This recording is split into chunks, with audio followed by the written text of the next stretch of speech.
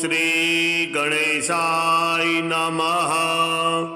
श्री ऋणहर गणेश स्तोत्रम्। ओम अस्य श्री ऋणहर महागणपति स्तोत्रस्य सदाशिव ऋषिः अनुष्टुप् छन्दः। श्री ऋणहर महागणपतिर्देवता ग्लौं बीजं गः शक्तिः गौं कीलकं मम ऋणनाशने जपे विनियोगः। ओम गणेश अंगुष्ठाभ्यां नमः। ऋणं छिन्धि तर्जनीभ्यां नमः। वरेण्यं मध्यमाभ्यां नमः। हुं अनामिकाभ्यां नमः। नमः कनिष्ठिकाभ्यां नमः। फट करतल कर पृष्ठाभ्यां नमः। ध्यानं सिन्दूरवर्णं द्विभुजं गणेशं लंबोदरं पद्मदले निविष्टं ब्रह्मादिदेवैः परिसेव्यमानं सिद्धैर्युतं तं प्रणमामि देवं। सृष्ट्यादौ ब्रह्मणः सम्यक् पूजितः फलसिद्धये सदैव पार्वती पुत्रः ऋणनाशं करोतु मे। त्रिपुरस्य वधात् पूर्वं शम्भुना सम्यगर्चितः सदैव पार्वती पुत्रः ऋणनाशं करोतु मे। हिरण्यकश्यपादीनां वधार्थे विष्णुनार्चितः सदैव पार्वती पुत्रः ऋणनाशं करोतु मे। महिषस्य वधे देव्या गणनाथः प्रपूजितः सदैव पार्वती पुत्रः ऋणनाशं करोतु मे। तारकस्य वधात् पूर्वं कुमारेण प्रपूजितः सदैव पार्वती पुत्रः ऋणनाशं करोतु मे। भास्करेण गणेशो हि पूजितस्य स्वसिद्धये सदैव पार्वती पुत्रः ऋणनाशं करोतु मे। शशिनां कान्तिवृद्ध्यर्थं पूजितो गणनायकः सदैव पार्वती पुत्रः ऋणनाशं करोतु मे। पालनाय च तपसां विश्वामित्रेण पूजितः सदैव पार्वती पुत्रः ऋणनाशं करोतु मे। इदं ऋणहरं स्तोत्रं तीव्रदारिद्र्यनाशनम् एकवारं पठे नित्यं वर्षमेकं समाहितः दारिद्र्यं दारुणं त्यक्त्वा कुबेरसमतां व्रजेत्।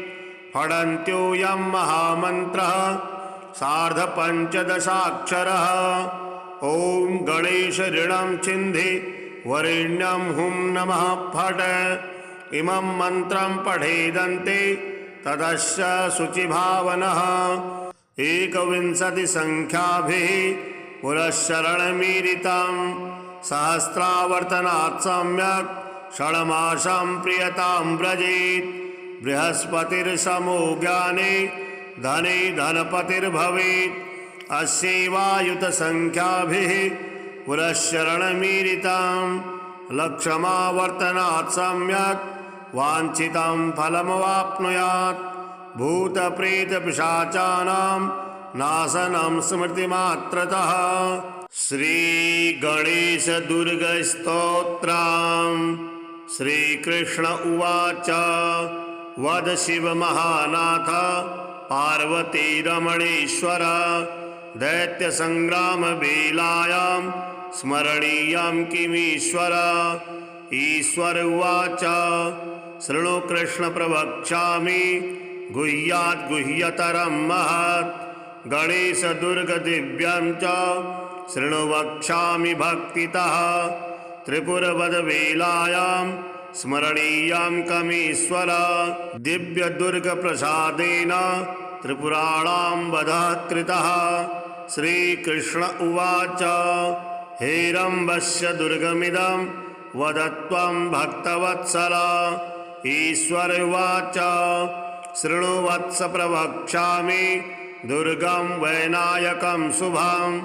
संग्रामे च शमशानेश्च अरण्ये चोरसङ्कटे नृपद्वारे ज्वरे घोरे येनैव मुच्यते भयात् प्राच्यां रक्षतु हेरम्बः आग्नेयामग्नितेजसा यां यां लम्बोदरो रक्षेत् नैऋत्यां पार्वतीसुतः प्रतीच्यां वक्रतुण्डस्य वायव्यां वरदप्रभुः गणेशः पातु औदिच्याम् ईशान्यामीश्वरस्तथा ऊर्ध्वं रक्षे धूम्रवर्णो यधस्तात् पापनाशनः एवं 10 दिशो रक्षेत् हेरम्बो विघ्ननाशनः हेरम्बस्य दुर्गमिदं त्रिकालं यः पठेन्नरः कोटिजन्मकृतं पापम् एकावृत्तेन नश्यति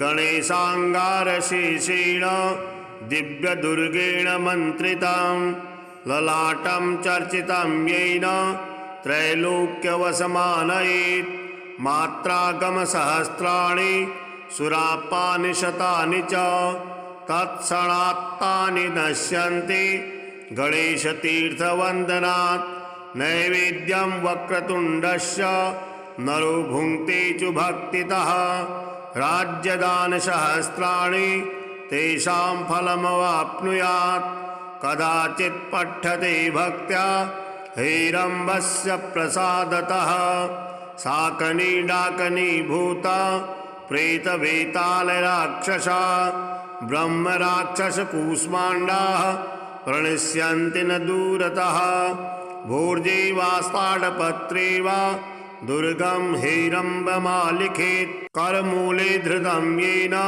करस्थाः सर्वसिद्धयः एकमावर्तनं भक्त्या पठे नित्यं तु यो नरः कल्पकोटिसहस्राणि शिवलोके महीयते लिङ्गदानसहस्राणि पृथिवीदानशतानि च गजदानसहस्रं च गणेशस्तवनात् फलम् श्रीवक्रतुण्ड गणेशकवचं मौलिं महेशपुत्रो व्यात् भालं पातु विनायकः त्रिनेत्रः पातु मे नेत्रे शूर्पकर्णोऽवतु श्रुति हेरम्बो रक्षतु घ्राणं मुखं पातु गजाननः जिह्वां पातु गणेशो मे कण्ठं श्रीकण्ठवल्लभः स्कन्धो महाबलः पातु विघ्नः पातु मे भुजौ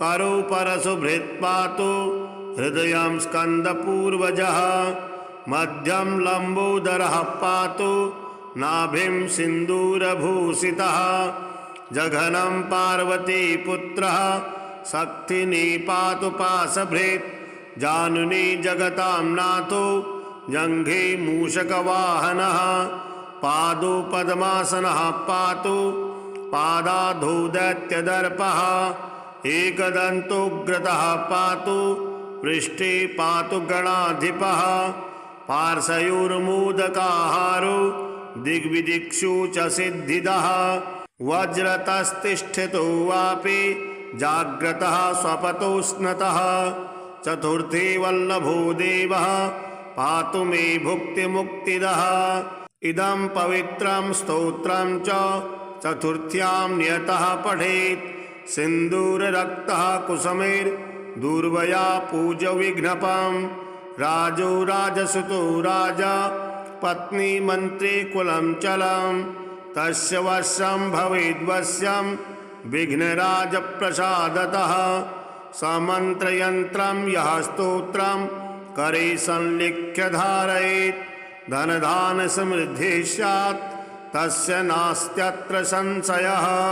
ऐं क्लीं ह्रीं वक्रतुण्डाय हुं रसलक्षं सदैकाग्र्यः षडन्यासपूर्वकं हुत्वा तदन्ते विधिर्दष्टा द्रव्यं पयोधृतं यं यं काममधिध्यायन् कुरुते कर्म किंचन तं तं सर्वमवाप्नोति वक्रतुण्डप्रसादतः।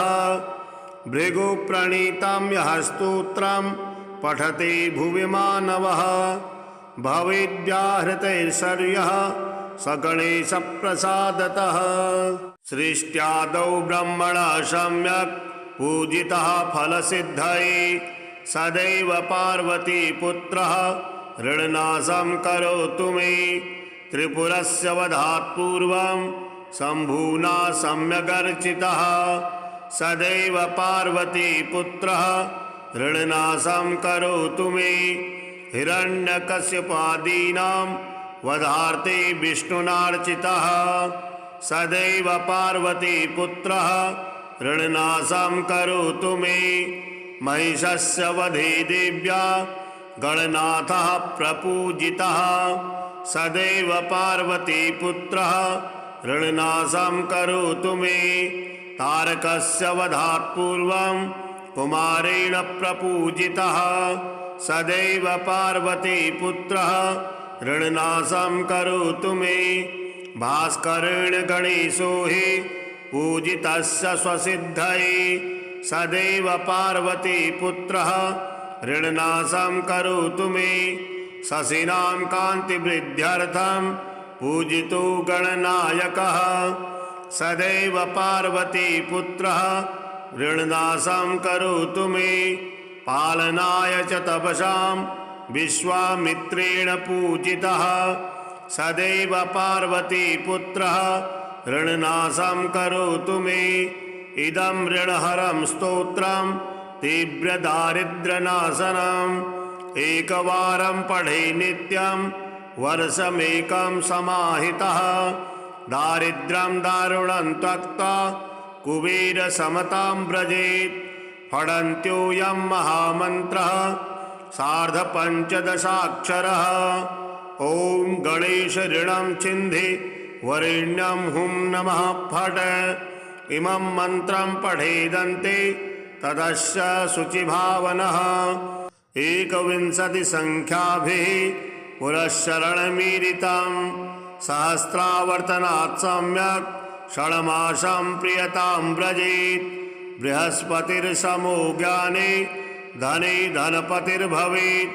अस्यैवायुतसंख्याभिः पुरश्चरणमीरितं लक्षमावर्तनात् सम्यक् वाञ्छितं फलमवाप्नुयात्। भूतप्रेतपिशाचानां नाशनं स्मृतिमात्रतः। श्रीगणेशदुर्गस्तोत्रम्। श्रीकृष्ण उवाच वद शिवमहानाथ पार्वतीरमणेश्वर दैत्यसङ्ग्रामवेलायां स्मरणीयं किमीश्वर। ईश्वर उवाच शृणु कृष्ण प्रवक्ष्यामि गुह्यात् गुह्यतरं महत्। गणेशदुर्गदिव्यं च शृणु वक्ष्यामि भक्तितः। त्रिपुरवधवेलायां स्मरणीयं कमीश्वर। दिव्यदुर्गप्रसादेन त्रिपुराणां वधः कृतः।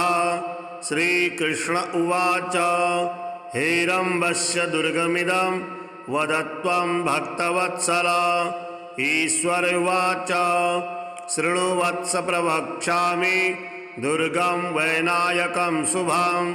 संग्रामे च शमशानेश्च अरण्ये चोरसङ्कटे नृपद्वारे ज्वरे घोरे येनैव मुच्यते भयात्।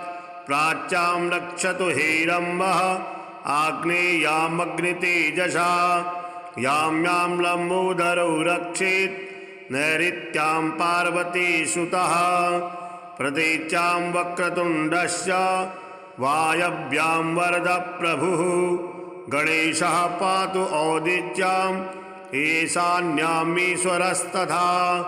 ऊर्ध्वं रक्षे धूम्रवर्णो यदहस्तात् प्रापनाशनः। एवं 10 दिशो रक्षेत् हेरम्बो विघ्ननाशनः। हेरम्बस्य दुर्गमिदं त्रिकालं यः पठेन्नरः कोटिजन्मकृतं पापम् एकावृत्तेन नश्यति। गणेशाङ्गारशेषेण दिव्यदुर्गेण मन्त्रितं ललाटं चर्चितं येन त्रैलोक्यवशमानयेत्। मात्रागमसहस्राणि सुरापानि शतानि च तत्क्षणात्तानि नश्यन्ति गणेशतीर्थवन्दनात् नैवेद्यं वक्रतुण्डस्य नरो भुङ्क्ते च भक्तितः राज्यदानसहस्राणि तेषां फलमवाप्नुयात् कदाचित् पठ्यते भक्त्या हेरम्बस्य प्रसादतः शाकनी डाकनी भूता प्रेतवेतालराक्षसा ब्रह्मराक्षसकूष्माण्डाः प्रणश्यन्ति न दूरतः भोर्जे वास्ताडपत्रे वा दुर्गं हेरम्बमालिखेत् करमूले धृतं येन करस्थाः सर्वसिद्धयः एकमावर्तनं भक्त्या पठे नित्यं तु यो नरः कल्पकोटिसहस्राणि शिवलोके महीयते लिङ्गदानसहस्राणि पृथिवीदानशतानि च गजदानसहस्रं च गणेशस्तवनात् फलम् श्रीवक्रतुण्डगणेशकवचं मौलिं महेशपुत्रो व्यात् भालं पातु विनायकः त्रिनेत्रः पातु मे नेत्रे शूर्पकर्णोऽवतु श्रुति हेरम्बो रक्षतु घ्राणं मुखं पातु गजाननः जिह्वां पातु गणेशो मे कण्ठं श्रीकण्ठवल्लभः स्कन्धो महाबलः पातु विघ्नः पातु मे भुजौ करो परशुभृत् पातु हृदयं स्कन्दपूर्वजः मध्यं लम्बोदरः पातु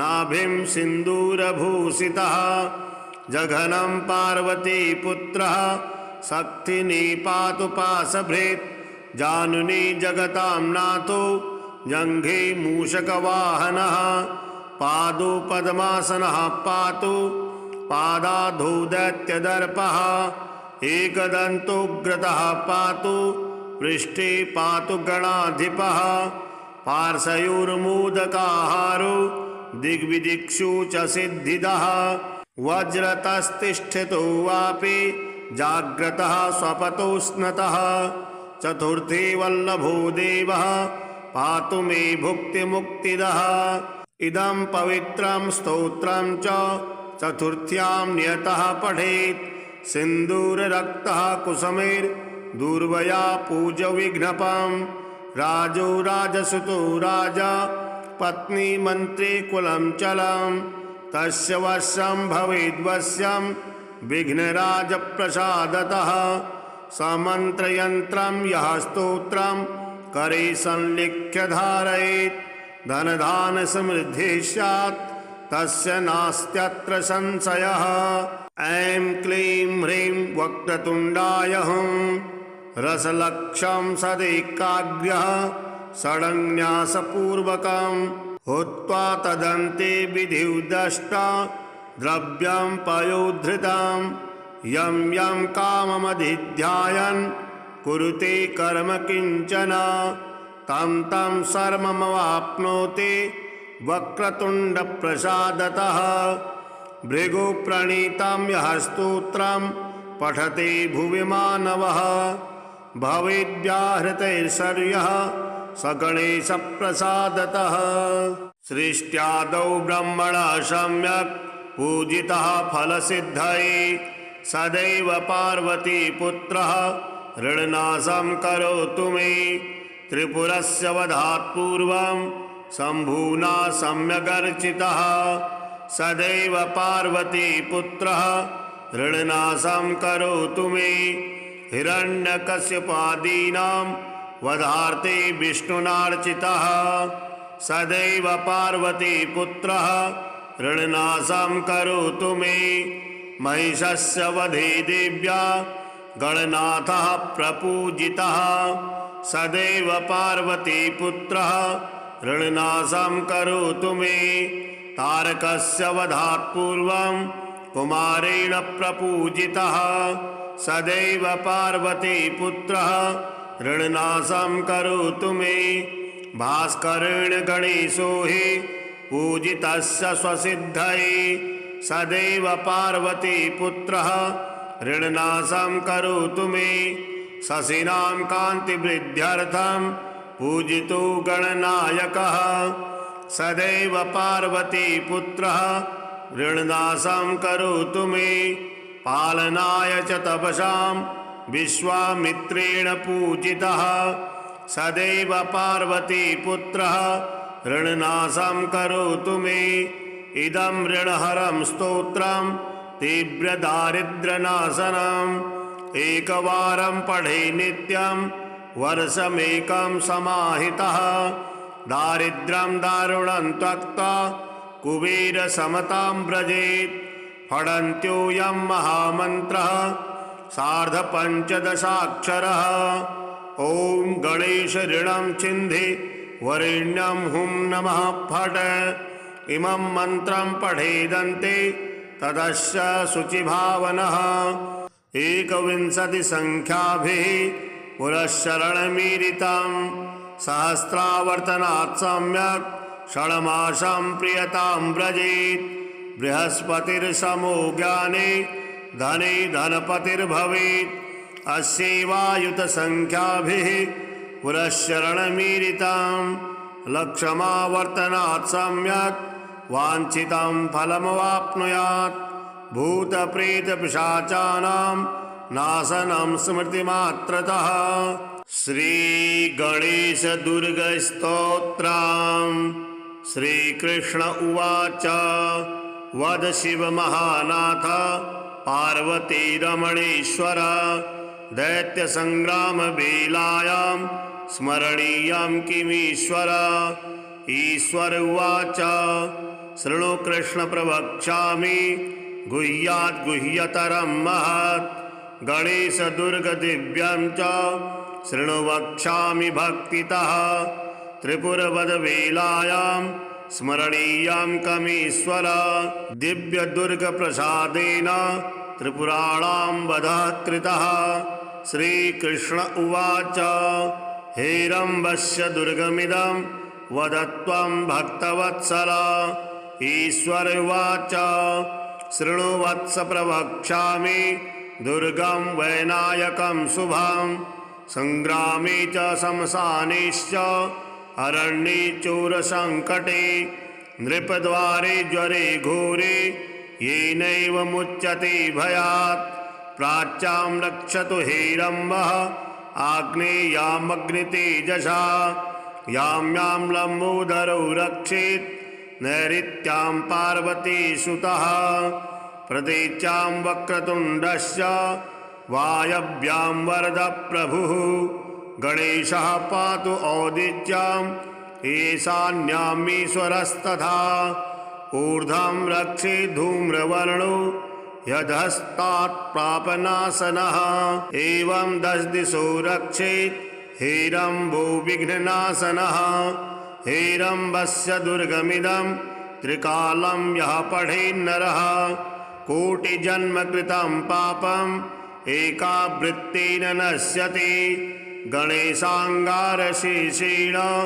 दिव्यदुर्गेण मन्त्रितं ललाटं चर्चितं येन त्रैलोक्यवशमानयेत् मात्रागमसहस्राणि सुरापानि शतानि च तत्क्षणात्तानि नश्यन्ति गणेशतीर्थवन्दनात् नैवेद्यं वक्रतुण्डस्य नरो भुङ्क्ते च भक्तितः राज्यदानसहस्राणि तेषां फलमवाप्नुयात् कदाचित् पठ्यते भक्त्या हेरम्बस्य प्रसादतः शाकनी डाकनी भूता प्रेतवेतालराक्षसा ब्रह्मराक्षसकूष्माण्डाः प्रणश्यन्ति न दूरतः भोर्जे वास्ताडपत्रे वा दुर्गं हेरम्बमालिखेत् करमूले धृतं येन करस्थाः सर्वसिद्धयः एकमावर्तनं भक्त्या पठे नित्यं तु यो नरः कल्पकोटिसहस्राणि शिवलोके महीयते लिङ्गदानसहस्राणि पृथिवीदानशतानि च गजदानसहस्रं च गणेशस्तवनात् फलम्। श्रीवक्रतुण्ड गणेश कवचम् मौलिं महेशपुत्रो व्यात् भालं पातु विनायकः। त्रिनेत्रः पातु मे नेत्रे शूर्पकर्णोऽवतु श्रुति। हेरम्बो रक्षतु घ्राणं मुखं पातु गजाननः। जिह्वां पातु गणेशो मे कण्ठं श्रीकण्ठवल्लभः। स्कन्धो महाबलः पातु विघ्नः पातु मे भुजौ। करौ परशुभृत् पातु हृदयं स्कन्दपूर्वजः। मध्यं लम्बोदरः पातु नाभिं सिन्दूरभूषितः। जघनं पार्वतीपुत्रः शक्तिनी पातु पाशभृत्। जानुनी जगतां नाथो जङ्घे मूषकवाहनः। पादो पद्मासनः पातु पादाधौ दैत्यदर्पः। एकदन्तोग्रतः पातु पृष्ठे पातु गणाधिपः। पार्श्वयोर्मोदकाहारो दिग्विदिक्षु च सिद्धिदः। वज्रतस्तिष्ठितो वापि जाग्रतः स्वपतोष्णतः। चतुर्थी वल्लभो देवः पातु मे भुक्तिमुक्तिदः। इदं पवित्रं स्तोत्रं च चतुर्थ्यां नियतः पठेत्। सिन्दूररक्तः कुसुमैर्दूर्वया पूज्य विघ्नपम्। राजो राजसुतो राजा पत्नी मन्त्री कुलं चलम्। तस्य वश्यं भवेद्वश्यं विघ्नराजप्रसादतः। समन्त्रयन्त्रं यः स्तोत्रं करे संलिख्य धारयेत्। धनधान समृद्धिः स्यात् तस्य नास्त्यत्र संशयः। ऐं क्लीं ह्रीं वक्रतुण्डाय हुं रसलक्षं सदैकाग्र्यः। षडन्यासपूर्वकं हुत्वा तदन्ते विधिर्दष्टा द्रव्यं पयोधृतं। यं यं काममधिध्यायन् कुरुते कर्म किञ्चन तं तं सर्वमवाप्नोति वक्रतुण्डप्रसादतः। भृगुप्रणीतं यः स्तोत्रं पठते भुवि मानवः भवेद्व्याहृतैर्षर्यः स गणेशप्रसादतः। सृष्ट्यादौ ब्रह्मणः सम्यक् पूजितः फलसिद्धये सदैव पार्वतीपुत्रः ऋणनाशं करोतु मे। त्रिपुरस्य वधात् पूर्वं शम्भुना सम्यगर्चितः सदैव पार्वतीपुत्रः ऋणनाशं करोतु मे। हिरण्यकश्यपादीनां वधार्थे विष्णुनार्चितः सदैव पार्वतीपुत्रः ऋणनाशं करोतु मे। महिषस्य वधे देव्या गणनाथः प्रपूजितः सदैव पार्वतीपुत्रः ऋणनाशं करोतु मे। तारकस्य वधात् पूर्वं कुमारेण प्रपूजितः सदैव पार्वतीपुत्रः ऋणनाशं करोतु मे। भास्करेण गणेशो हि पूजितस्य स्वसिद्धये सदैव पार्वतीपुत्रः ऋणनाशं करोतु मे। शशिनां कान्तिवृद्ध्यर्थं पूजितो गणनायकः सदैव पार्वतीपुत्रः ऋणनाशं करोतु मे। पालनाय च तपसां विश्वामित्रेण पूजितः सदैव पार्वतीपुत्रः ऋणनाशं करोतु मे। इदं ऋणहरं स्तोत्रं तीव्रदारिद्र्यनाशनम् एकवारं पठे नित्यं वर्षमेकं समाहितः। दारिद्र्यं दारुणं त्यक्त्वा कुबेरसमतां व्रजेत्। फडन्त्योऽयं महामन्त्रः सार्धपञ्चदशाक्षरः। ॐ गणेश ऋणं छिन्धि वरेण्यं हुं नमः फट्। इमं मन्त्रं पठेदन्ते तदस्य शुचिभावनः। 21 संख्याभिः पुरःशरणमीरितं सहस्रावर्तनात् सम्यक् षण्मासं प्रियतां व्रजेत् बृहस्पतिर्समो ज्ञाने धने धनपतिर्भवेत् अस्यैवायुतसंख्याभिः पुरश्चरणमीरितां लक्ष्यमावर्तनात् सम्यक् वाञ्छितं फलमवाप्नुयात् भूतप्रेतपिशाचानां नाशनं स्मृतिमात्रतः। श्रीगणेशदुर्गस्तोत्रम्। श्रीकृष्ण उवाच वद शिवमहानाथ पार्वतीरमणेश्वर दैत्यसङ्ग्रामवेलायां स्मरणीयं किमीश्वर। ईश्वर उवाच शृणु कृष्ण प्रवक्ष्यामि गुह्यात् गुह्यतरं महत् गणेशदुर्गदिव्यं च शृणु वक्ष्यामि भक्तितः।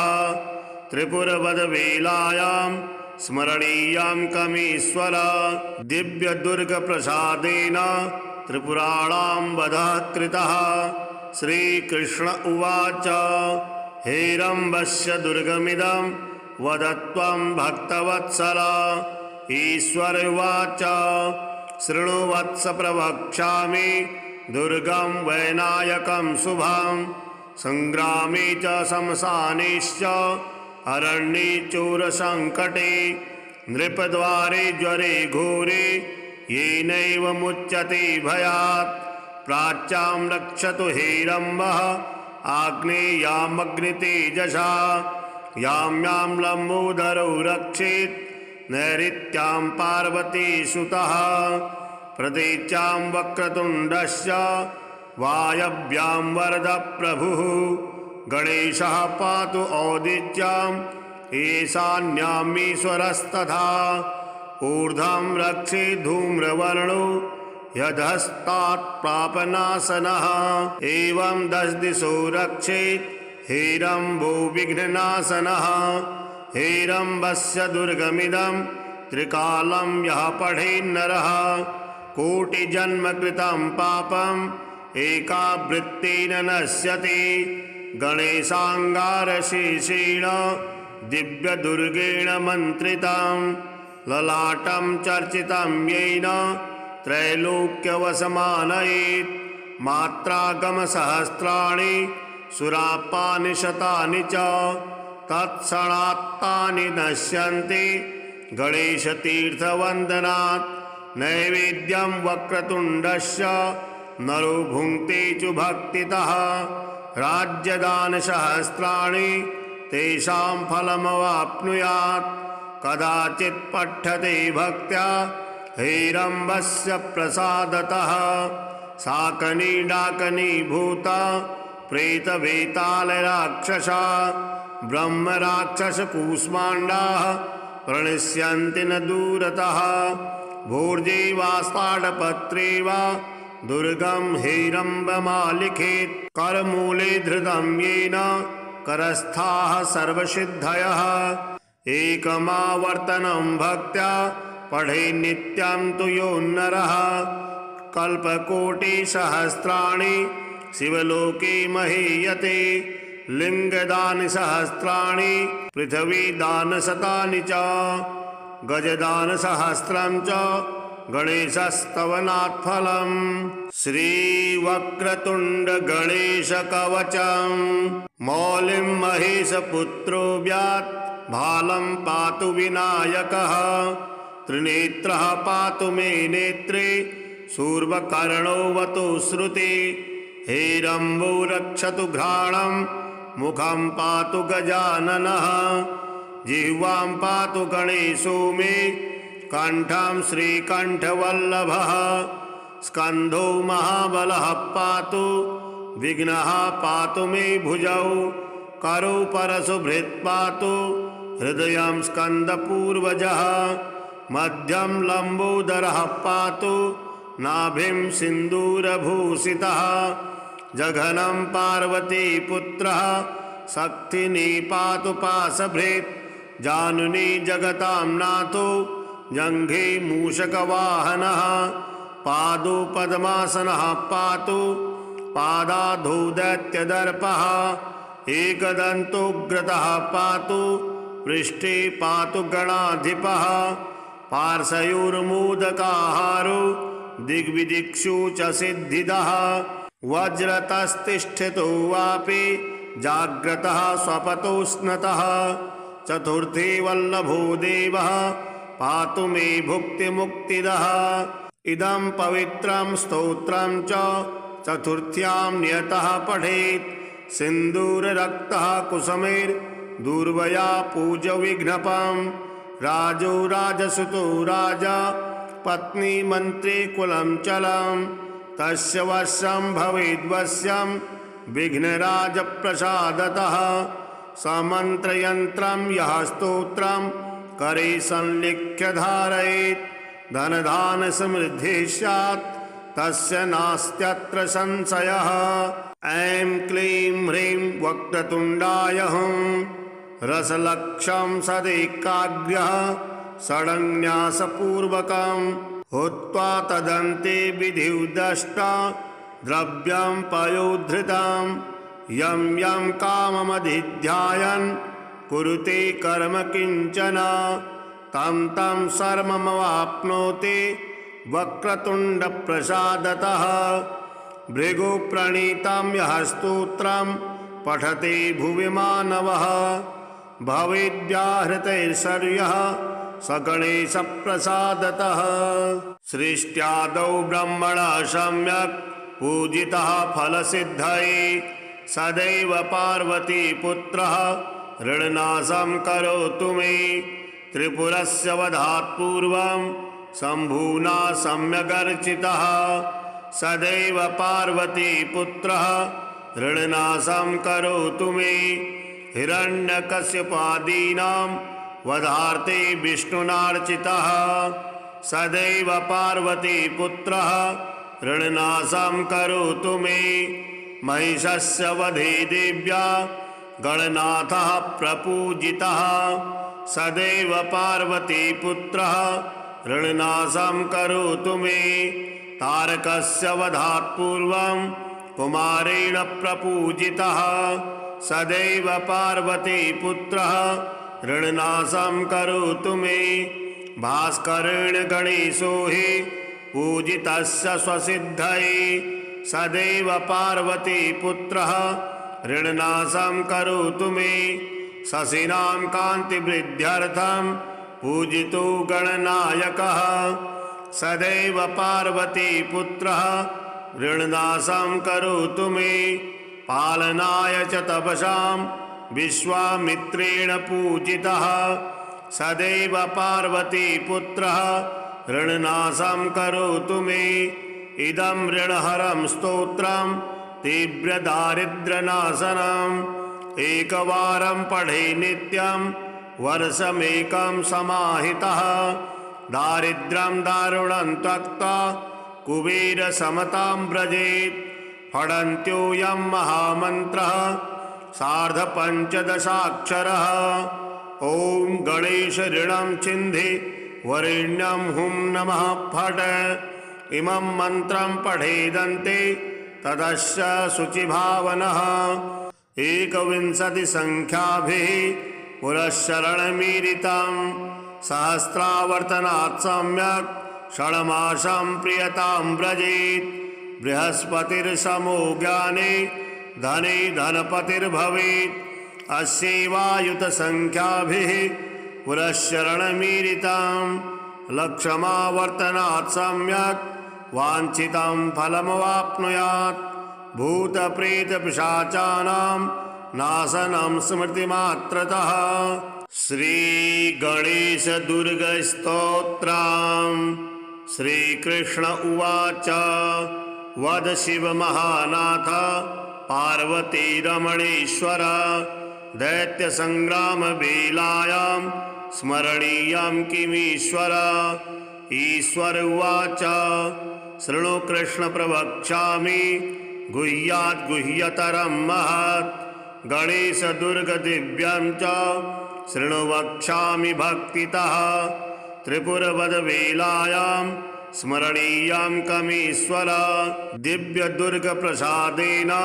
त्रिपुराणां वधः कृतः श्रीकृष्ण उवाच हेरम्बस्य दुर्गमिदं वदत्वं भक्तवत्सल ईश्वर उवाच शृणु वत्स प्रवक्ष्यामि दुर्गं वैनायकं शुभं संग्रामे च शमशानेश्च अरण्ये चोरसङ्कटे नृपद्वारे ज्वरे घोरे येनैव मुच्यते भयात् प्राच्यां रक्षतु हेरम्बः आग्नेयामग्नितेजसा यां यां लम्बोदरो रक्षेत् नैऋत्यां पार्वतीसुतः प्रतीच्यां वक्रतुण्डस्य वायव्यां वरदप्रभुः गणेशः पातु औदिच्याम् ईशान्यामीश्वरस्तथा ऊर्ध्वं रक्षे धूम्रवर्णो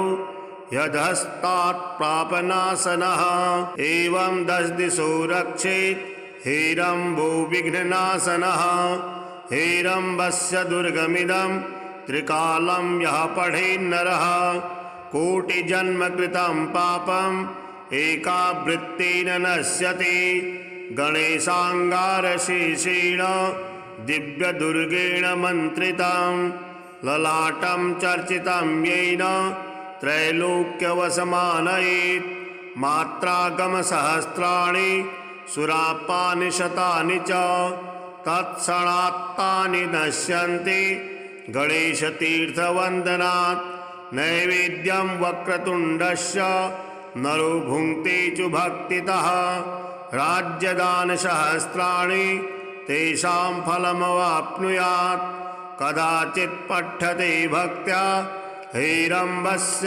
प्रसादतः शाकनी डाकनी भूता प्रेतवेतालराक्षसा ब्रह्मराक्षसकूष्माण्डाः प्रणश्यन्ति न दूरतः भोर्जे वास्ताडपत्रे वा दुर्गं हेरम्बमालिखेत् करमूले धृतं येन करस्थाः सर्वसिद्धयः एकमावर्तनं भक्त्या पठे नित्यं तु यो नरः कल्पकोटिसहस्राणि शिवलोके महीयते लिङ्गदानसहस्राणि पृथिवीदानशतानि च गजदानसहस्रं च गणेशस्तवनात् फलम् श्रीवक्रतुण्ड गणेशकवचं मौलिं महेशपुत्रो व्यात् भालं पातु विनायकः त्रिनेत्रः पातु मे नेत्रे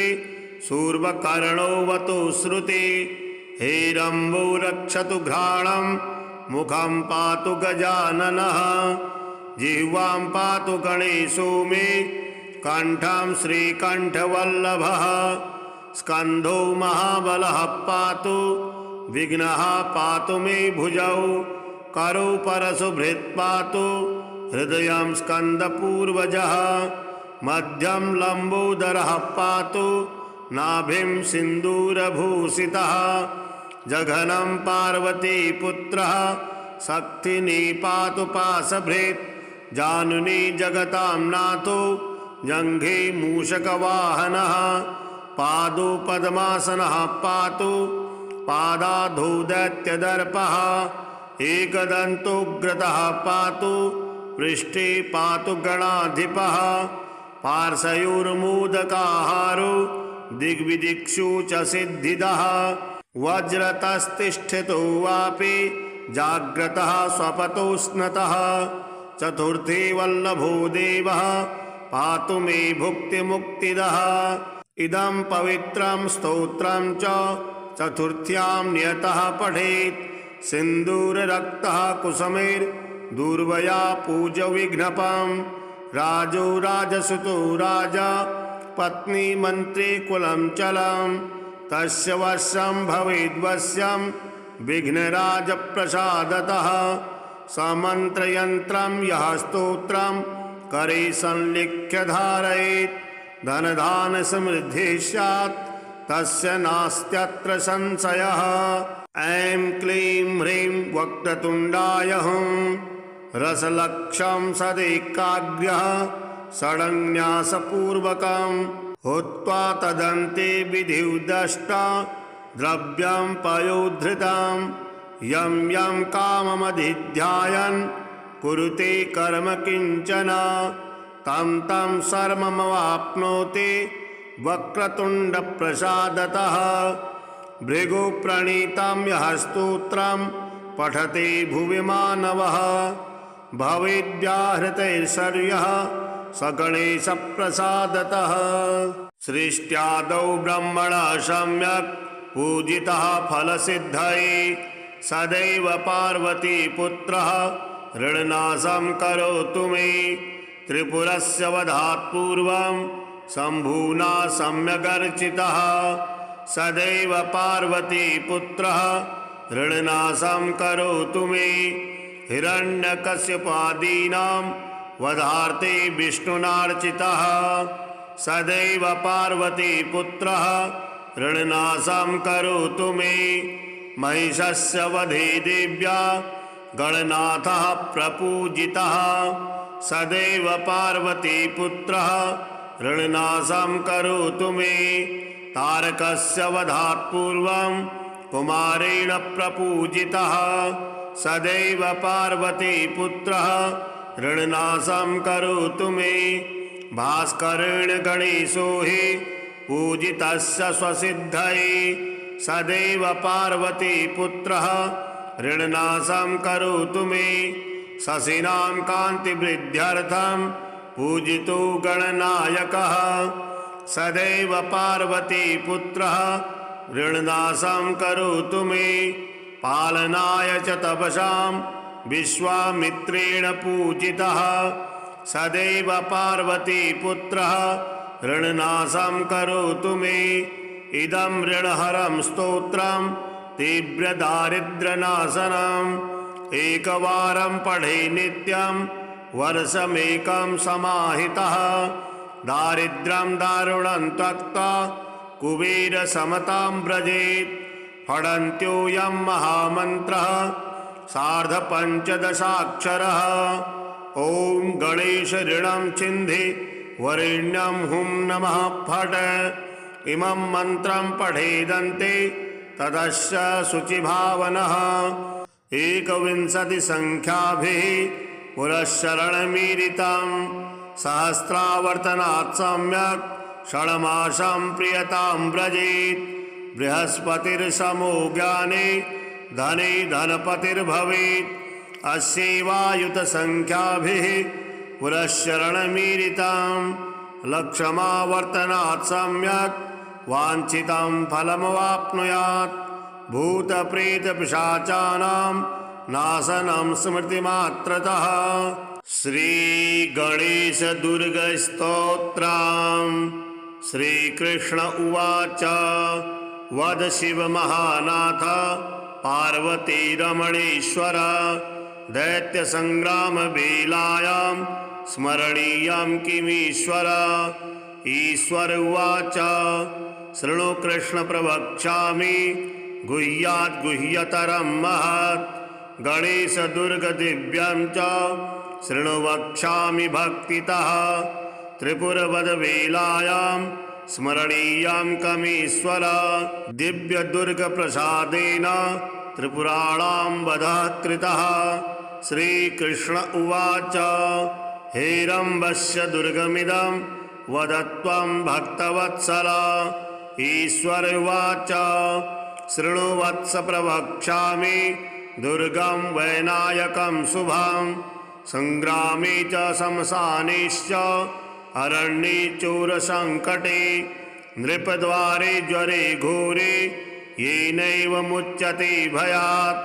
प्राच्यां रक्षतु हेरम्बः आग्नेयामग्नितेजसा। यां यां लम्बोदरो रक्षेत् नैऋत्यां पार्वतीसुतः। प्रतीच्यां वक्रतुण्डस्य वायव्यां वरदप्रभुः। गणेशः पातु औदिच्यां ईशान्यामीश्वरस्तथा। ऊर्ध्वं रक्षे धूम्रवर्णो यधस्तात् पापनाशनः। एवं 10 दिशो रक्षेत् हेरम्बो विघ्ननाशनः। हेरम्बस्य दुर्गमिदं त्रिकालं यः पठेन्नरः कोटिजन्मकृतं पापम् एकावृत्तेन नश्यति गणेशाङ्गारशेषेण दिव्यदुर्गेण मन्त्रितं ललाटं चर्चितं येन त्रैलोक्यवसमानयेत् मात्रागमसहस्राणि सुरापानि शतानि च तत्क्षणात्तानि नश्यन्ति गणेशतीर्थवन्दनात् नैवेद्यं वक्रतुण्डस्य नरो भुङ्क्ते च भक्तितः राज्यदानसहस्राणि तेषां फलमवाप्नुयात् कदाचित् पठ्यते भक्त्या हेरम्बस्य प्रसादतः शाकनी डाकनी भूता प्रेतवेतालराक्षसा ब्रह्मराक्षसकूष्माण्डाः प्रणश्यन्ति न दूरतः भोर्जे वा ताडपत्रे वा दुर्गं हेरम्बमालिखेत् करमूले धृतं येन करस्थाः सर्वसिद्धयः एकमावर्तनं भक्त्या पठे नित्यं तु यो नरः कल्पकोटिसहस्राणि शिवलोके महीयते लिङ्गदानसहस्राणि पृथिवीदानशतानि च गजदानसहस्रं च गणेशस्तवनात् फलम् श्रीवक्रतुण्डगणेशकवचं मौलिं महेशपुत्रो व्यात् भालं पातु विनायकः त्रिनेत्रः पातु मे नेत्रे शूर्पकर्णोऽवतु श्रुति हेरम्बो रक्षतु घ्राणं मुखं पातु गजाननः जिह्वां पातु गणेशो मे कण्ठं श्रीकण्ठवल्लभः स्कन्धो महाबलः पातु विघ्नः पातु मे भुजौ करौ परशुभृत् पातु हृदयं स्कन्दपूर्वजः मध्यं लम्बोदरः पातु नाभिं सिन्दूरभूषितः जघनं पार्वतीपुत्रः शक्तिनी पातु पाशभृत् जानुनी जगतां नाथो जङ्घे मूषकवाहनः पादो पद्मासनः पातु पादाधौ दैत्यदर्पः एकदन्तोग्रतः पातु पृष्ठे पातु गणाधिपः पार्श्वयोर्मोदकाहारो दिग्विदिक्षु च सिद्धिदः वज्रतस्तिष्ठितो वापि जाग्रतः स्वपतोष्णतः चतुर्थी वल्लभो देवः पातु मे भुक्तिमुक्तिदः इदं पवित्रं स्तोत्रं च चतुर्थ्यां नियतः पठेत् सिन्दूररक्तः कुसुमैर्दूर्वया पूज्यविघ्नपम् राजो राजसुतो राजा पत्नी मन्त्री कुलं चलं तस्य वश्यं भवेद्वश्यं विघ्नराजप्रसादतः समन्त्रयन्त्रं यः स्तोत्रं करे संलिख्य धारयेत् धनधान्यसमृद्धिः स्यात् तस्य नास्त्यत्र संशयः ऐं क्लीं ह्रीं वक्रतुण्डाय हुं रसलक्षं सदैकाग्र्यः षडन्यासपूर्वकं हुत्वा तदन्ते विधिर्दष्टा द्रव्यं पयोधृतं यं यं काममधिध्यायन् कुरुते कर्म किञ्चन तं तं सर्वमवाप्नोति वक्रतुण्डप्रसादतः भृगुप्रणीतं यः स्तोत्रं पठते भुवि मानवः भवेद्व्याहृतैश्वर्यः स गणेशप्रसादतः।